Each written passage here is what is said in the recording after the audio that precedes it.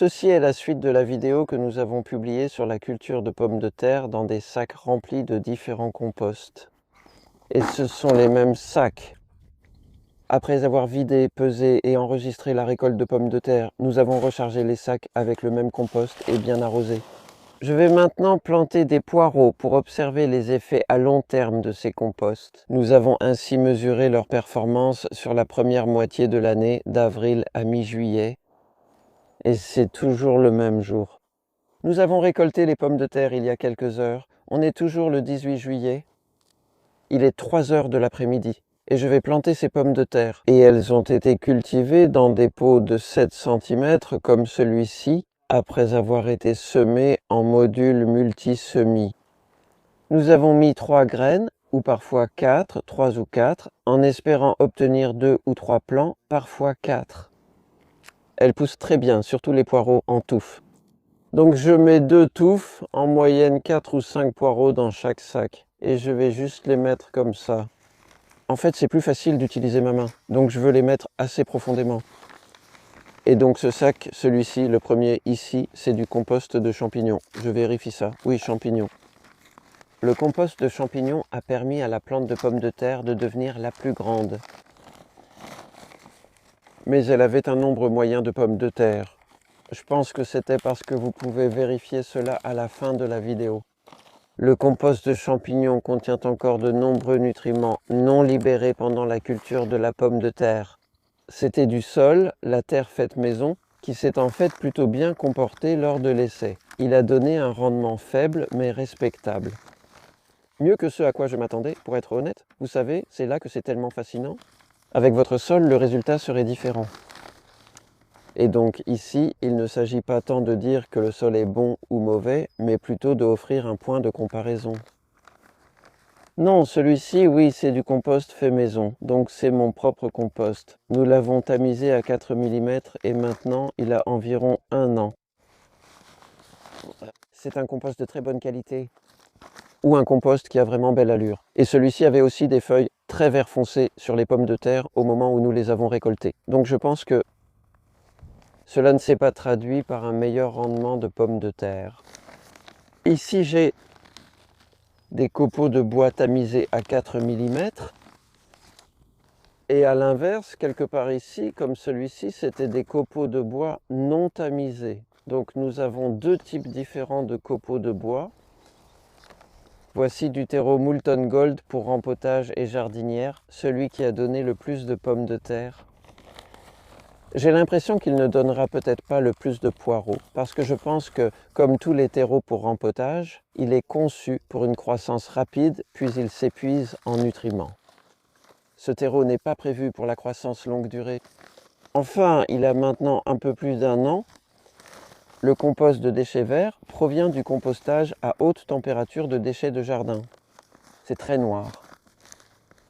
Et noir de jet, peu vivant. Quand nous les avons sortis pour les pommes de terre, le peu contenait des vers, mais ceux qui contenaient du bois en avaient pas mal, c'était visible. Le compost de champignons en comptait aussi quelques-uns. Donc, si vous voulez en savoir plus sur ce qu'il y a dans ces sacs, regardez la vidéo sur les pommes de terre, mais vous en saurez aussi plus quand nous ferons la récolte, car là encore, nous regarderons de plus près ce qu'il y a dedans et les poireaux récoltés. On pourrait réaliser une vidéo intermédiaire en septembre. Je dois maintenant arroser régulièrement. Puis nous ferons une dernière récolte et une comparaison finale à la fin de l'automne. On se retrouve alors. Nous sommes maintenant à la mi-octobre. 6 mois se sont écoulés depuis que ces poireaux ont été semés en motte. 3 mois depuis qu'ils ont été transplantés ici, le même jour où nous avons récolté les pommes de terre. Depuis, nous nous sommes contentés de les arroser. Assez souvent ces derniers temps, à mesure qu'ils grandissent. Pas d'engrais, rien du tout.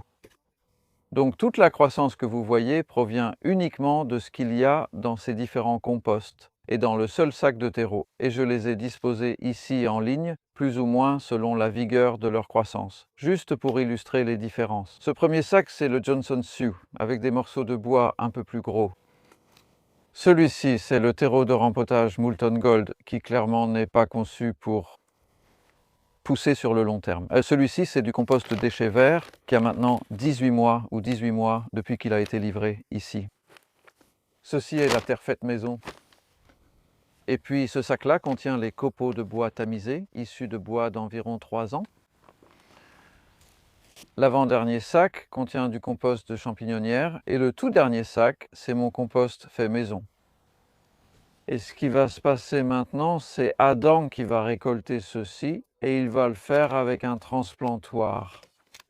Il suffit de couper autour des racines, de soulever la motte, de la tailler, puis de couper le haut. Beaucoup de jaune sur ces feuilles. J'ai déjà retiré quelques feuilles de ces poireaux. Vous pouvez le faire en cours de croissance si vous voulez. Peut-être réduire un peu la rouille, donc j'enlève ça et il reste beau. Comme ça, vous pouvez mieux voir ce qui se passe. Et de toute façon, il va les tailler, puis les peser et les disposer ici dans le même ordre et on reviendra voir à quoi ça ressemble. Nous y voilà. La récolte a eu lieu et nous avons les pois et vous pouvez voir qu'on a un peu taillé les feuilles extérieures. Tout ce qui est ici est comestible et c'est à peu près l'ordre. Les sacs étaient dans cet ordre, à une exception près. En termes de poids de récolte, la plus faible récolte est de 50 grammes provenant du compost très ligneux qui monte à 165 grammes avec l'ancien terreau.